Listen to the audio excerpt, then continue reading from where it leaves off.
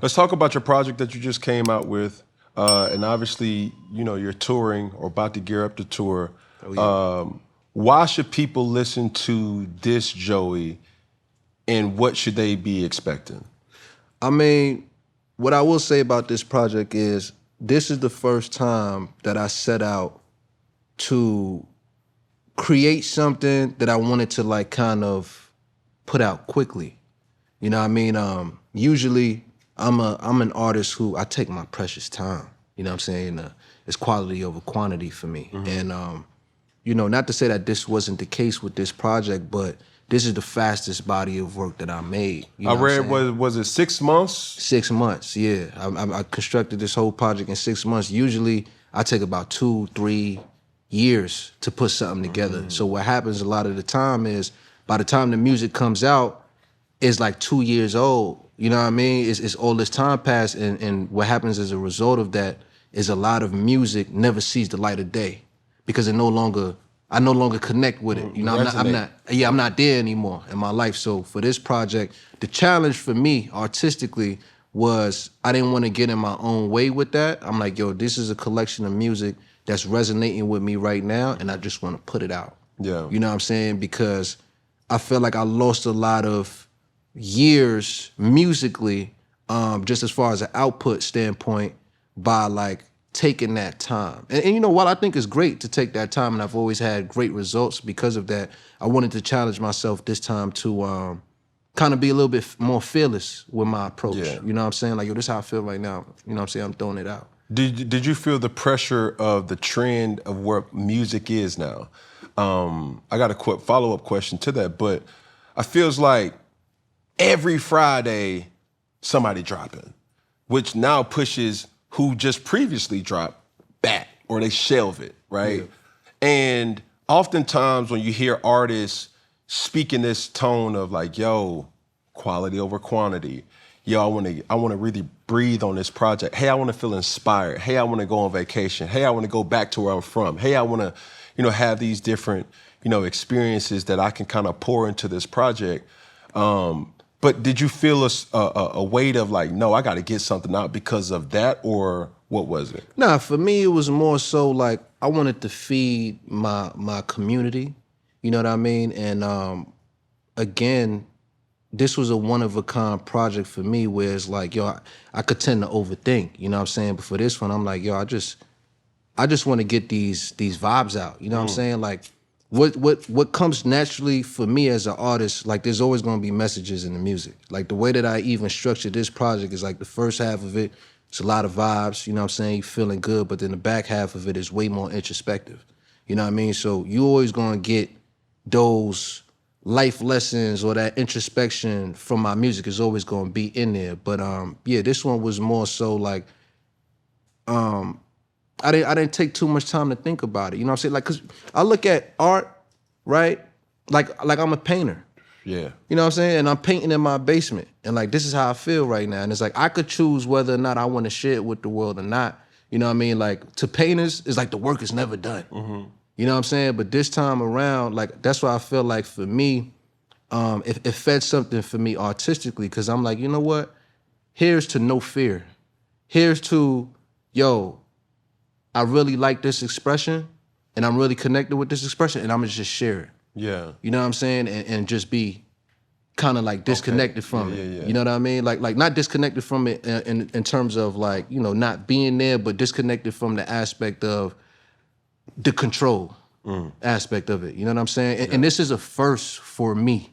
You know what I mean? Where I didn't really give it that much thought and everything. You know what I'm saying? So that was cool. That was cool for me. I'm glad that I got to experience that as an artist. I wanted to show myself that I can put out music faster. You know what I'm saying? Because this project, like I said, was made in the spirit of a mixtape, but there is an album that I've been working on that is conceptual, that I've been taking my time on, that is gonna, you know, showcase more so. That's still in the that's still a work in progress. That's what's coming next. That's what's following this. So my follow-up is this. You came into the game with the project 1999. Correct. Right?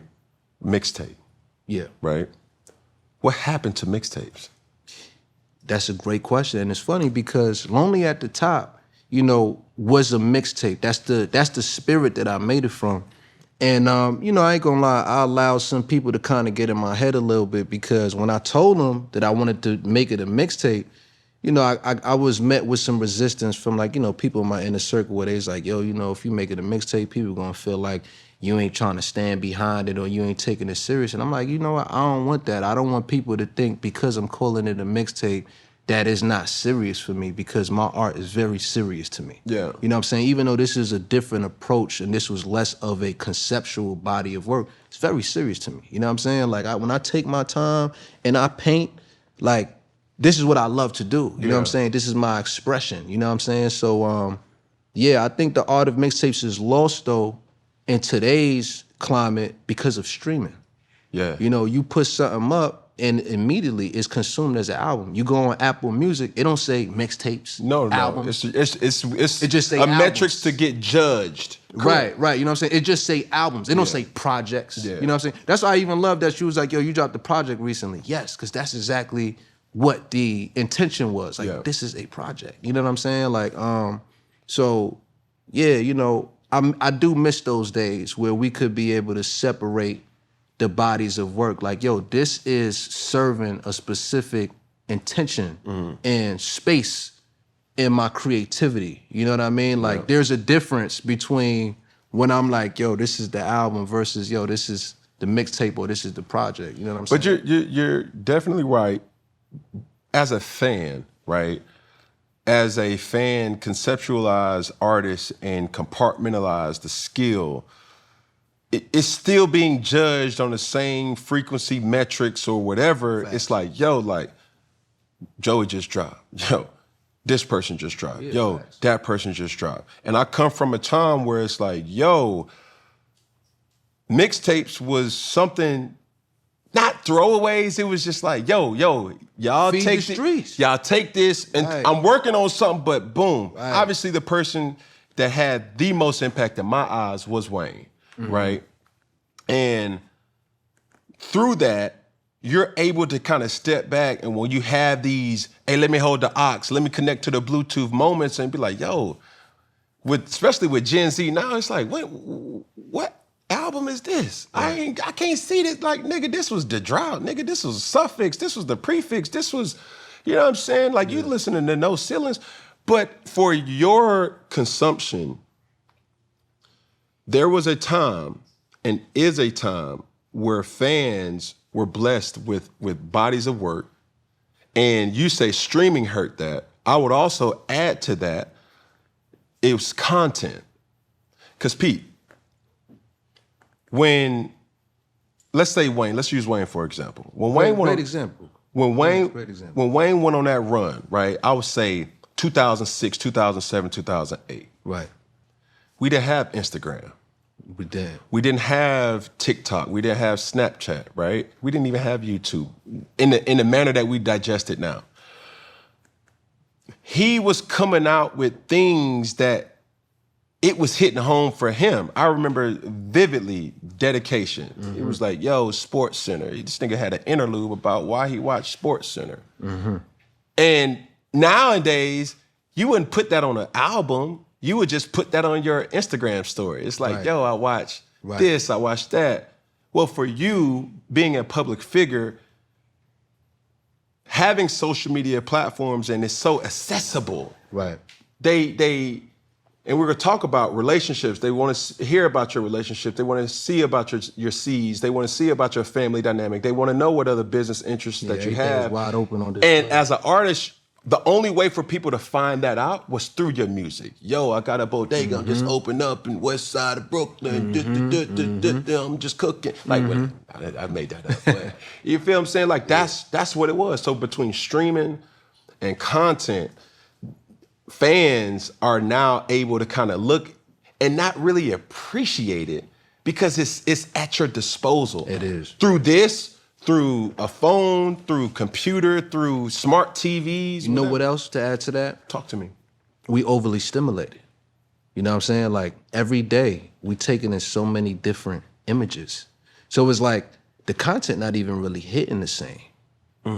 You know what I'm saying? Because we like desensitized in a way. It's like, how many videos do we watch collectively in a day? That's why sometimes I gotta really like just disconnect from social media, because I truly believe in like the next maybe 5 years, but like definitely the next 10 years, they're gonna start coming out with a bunch of these different diagnoses of mental health as a result of our overconsumption in social media. I believe that that's gonna happen because it's not normal. This is the first generation where we living with our heads in these devices like 24/7. Like nobody's bored anymore. Boredom is filled, the gap of boredom is filled with checking your phone, scrolling endlessly. Dopamine, addiction. You know what I'm saying? Like, your brain is programmed to seeing something new around the clock. That's not normal. And so by the time we are, we're exposed to so many different things. So when it comes to art, it's like, oh, okay. That's dope, but yeah. Dope, next. And like you said too, another thing is, right now, I do believe that the climate is congested. Like I feel like, back in the days, there was more runways for people to have their isolated individual musical experiences. Yeah. You know what I'm saying? Even when you did have two artists dropping the same day, like when Kanye and 50 was going against it was just them.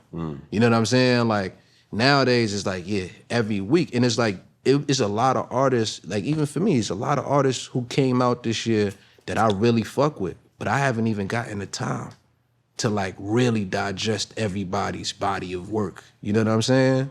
Because there's just so much of it. Yeah.